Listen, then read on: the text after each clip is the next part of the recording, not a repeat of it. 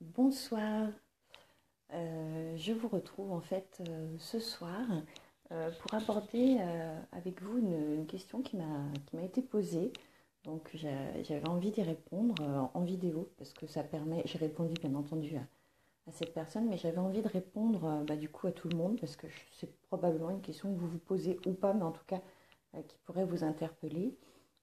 On m'a demandé s'il n'y avait pas finalement une possibilité de faire erreur de diagnostic entre personnalité HP au potentiel. Bonsoir Sylvie, et personnalité borderline. Donc, alors déjà, je vais répondre tout de suite à ça. Euh, la douance n'est pas une pathologie, d'accord. C'est pas non plus un trouble de la personnalité, alors que la personnalité borderline est clairement identifiée comme un trouble de la personnalité. Donc ça, c'est extrêmement important. Il faut savoir que parmi la population au potentiel, on va trouver un pourcentage, effectivement, de personnes qui peuvent être touchées par cette personnalité borderline. Ça doit être 2% sur le nombre de hauts potentiels.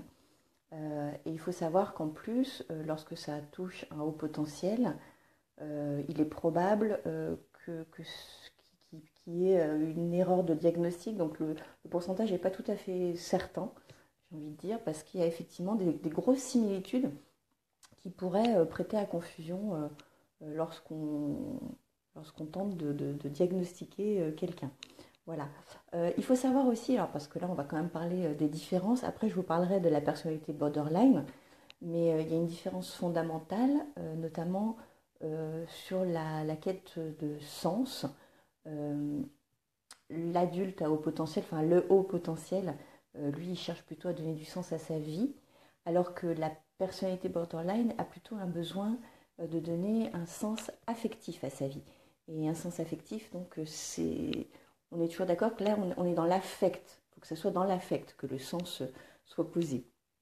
Euh, il n'existe pas d'instabilité affective et ni relationnelle chez le haut potentiel, alors que cette instabilité affective et relationnelle existe chez la personnalité borderline. Donc ça, c'est une différence extrêmement importante lorsqu'on tente un diagnostic. Désolée hein, pour la lumière, j'ai voulu un peu de soleil pour m'avantager, mais en fait, je crois que vous n'y voyez pas grand-chose. Bon, peu importe. Il faut savoir aussi, alors on va retrouver à la fois chez la personnalité borderline et chez le HP ce qu'on appelle le faux self, hein. Sauf que chez la personnalité borderline, ce faux self va être une véritable perturbation de l'identité, un véritable trouble de l'identité.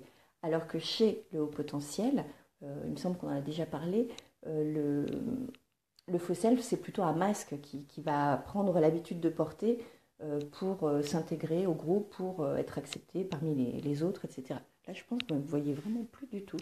Je cherche comment faire. Bon, je ne sais pas.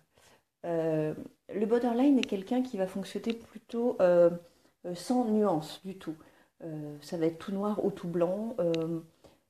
Ça va être très tranché. Il peut passer de l'amour à la haine. Et ça, j'y reviendrai. Le haut potentiel connaît toutes les nuances. Il est tout à fait en capacité euh, d'apprécier et de connaître toutes ces nuances. Alors que la personnalité borderline, la nuance, elle ne connaît pas. Donc ça aussi, c'est une différence assez importante. Je vous parlais de l'affect, oui, parce que effectivement, il y a une hypersensibilité bien réelle que l'on retrouve chez le HP et que l'on retrouve dans la personnalité borderline. Sauf que, donc chez la personnalité borderline, l'affect est au centre véritablement de sa problématique et il va y avoir un doute permanent sur est-ce que l'on m'aime, est-ce que l'on ne m'aime pas, est-ce que l'on m'aime, est-ce que l'on ne m'aime pas. C'est pas la question permanente que se pose le haut potentiel, même si ça peut faire partie des questions à certains moments qu'il se pose. Ça fait un paquet de différences. Il y a aussi quelque chose d'autre, mais là j'y reviendrai parce que j'ai pris des notes hein, sur la personnalité borderline que je connais quand même beaucoup moins, donc pour être certaine de ne rien oublier. Il faut savoir aussi que le, la personnalité borderline, chez nous, en France, c'est quelque chose qui n'est pas facilement diagnostiqué. Autant dans les pays anglo-saxons, les professionnels, hein, psychiatres, psychothérapeutes, etc., on définit réellement la personnalité borderline comme étant un trouble de la personnalité qui est traité, qui est donc différencié aussi, notamment de la personnalité bipolaire et d'autres choses.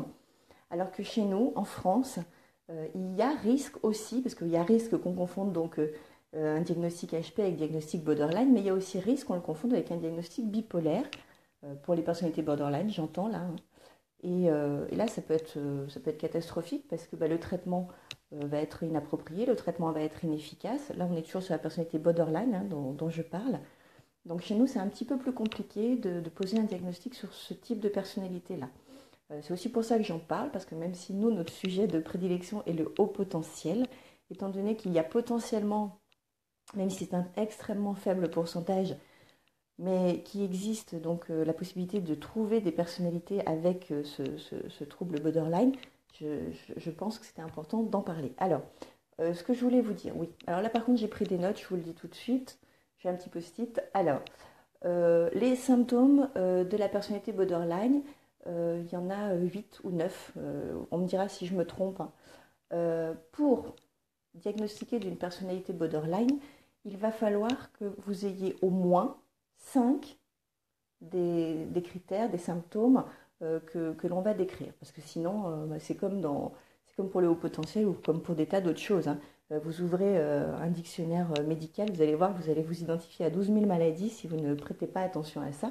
Donc il y a un minimum de critères à avoir pour être diagnostiqué, en tout cas pour envisager un diagnostic de personnalité borderline. Donc le premier, ça va être une grosse, énorme, gigantesque peur d'être abandonné chez la personnalité borderline.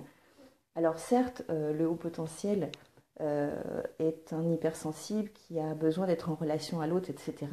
Mais il ne vit pas cette peur de l'abandon qui, chez la personnalité borderline, est centrale, j'ai envie de vous dire. Dans la relation aux autres aussi, la personnalité borderline va passer de l'idéalisation d'une personne. On rencontre quelqu'un, on la trouve fantastique, formidable, merveilleuse, et puis quelques heures ou quelques jours plus tard, ça va être de la dévalorisation, ça va être peut-être même de la haine. C'est pour ça que tout à l'heure je vous parlais de ce passage de l'amour à la haine. Donc ça fait partie des symptômes que l'on retrouve chez la personnalité borderline. On retrouve aussi un sentiment de honte.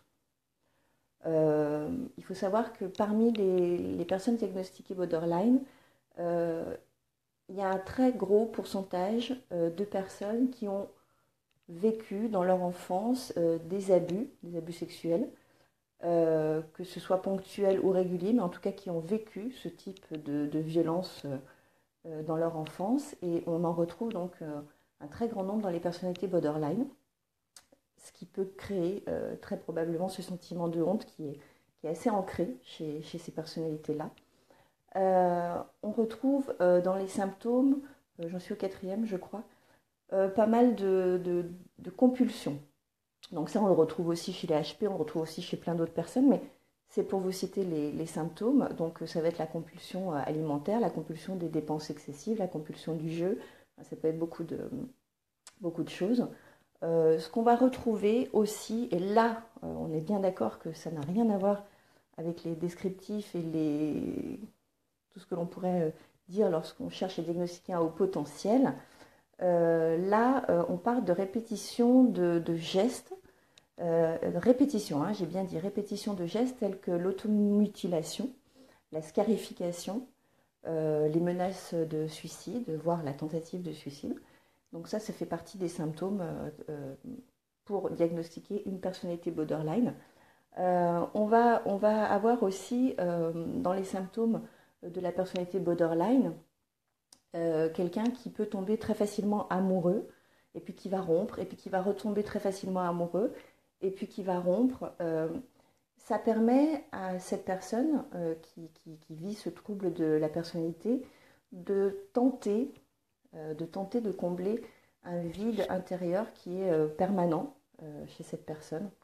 Alors, bien évidemment, ça ne comble pas, mais en tout cas, la tentative est là, répétée et permanente. On va trouver dans la personnalité borderline également des colères intenses. Alors la colère intense, on peut la retrouver chez tout le monde, hein. Il n'y a pas besoin ni d'être borderline, ni HP, etc. Sauf que là, ce sont des colères intenses, répétées, inappropriées. Inappropriées, je pense que c'est un terme important à noter. Et on va trouver aussi dans les situations de stress, la personnalité borderline va avoir des réactions qui sont liées à un syndrome qui touche cette personnalité borderline, qui est le syndrome de la persécution. On m'en veut, c'est le complot, machin, voilà. Donc ça, c'est important de citer tous ces symptômes-là, parce que ça permet, donc si on retrouve 5 des symptômes, d'identifier ou pas une personnalité borderline. J'en parle aujourd'hui donc parce qu'effectivement, donc je le répète, on m'a posé la question s'il n'y avait pas une possibilité finalement de se tromper dans le diagnostic entre haut potentiel et borderline. J'imagine voilà, que à l'écoute de ce que je viens de vous dire, vous comprenez que même s'il y a certaines similitudes en termes d'intensité, notamment en termes de sensibilité et de recherche de relation avec l'autre, il y a quand même des critères extrêmement forts et très différenciés avec la personnalité du haut potentiel. Donc ça, c'est important. Ce que je voulais vous dire aussi, oui, et ça je l'ai lu récemment, je ne le savais pas, il existe un test de borderline. Donc ce sont les psychiatres apparemment qui font passer ce test-là. Donc quand une personne est en gros doute, a déjà vu 150 médecins, en ne sachant pas comment on peut l'identifier, est-ce qu'elle est bipolaire, est-ce qu'elle est borderline, est-ce qu'elle est je ne sais quoi, il existe un test donc borderline. Donc je vous en parle, ça peut servir, ça peut vous servir à vous, ça peut servir à des gens de votre entourage, ça peut vous interpeller sur quelqu'un que vous connaissez. Donc voilà, c'était aussi donc, pour rassurer, oui, ou en tout cas confirmer certaines choses chez certaines personnes au potentiel qui s'interrogeaient sur cette possibilité de mauvais diagnostic. Il y a de grosses similitudes, mais ça n'a rien à voir et c'est important d'en parler. Voilà, j'espère que ça vous a intéressé. N'hésitez pas à me donner votre avis, vos témoignages. C'est très enrichissant et j'adore rebondir en plus sur vos questions parce que j'ai le sentiment du coup d'être d'autant plus utile que je réponds à ce que vous me demandez. Donc surtout n'hésitez pas. Voilà, je vous embrasse très fort. Là j'ai très très chaud. Je me suis mis à un endroit où on ne voit pas mes rides mais du coup je suis en train de cuire. Donc c'est parfait. Voilà. Je vous embrasse, bonne soirée et puis à demain. Merci Richard, merci Claire, merci Sylvie. Je ne sais pas, je ne vois pas les noms défiler. Je vous embrasse.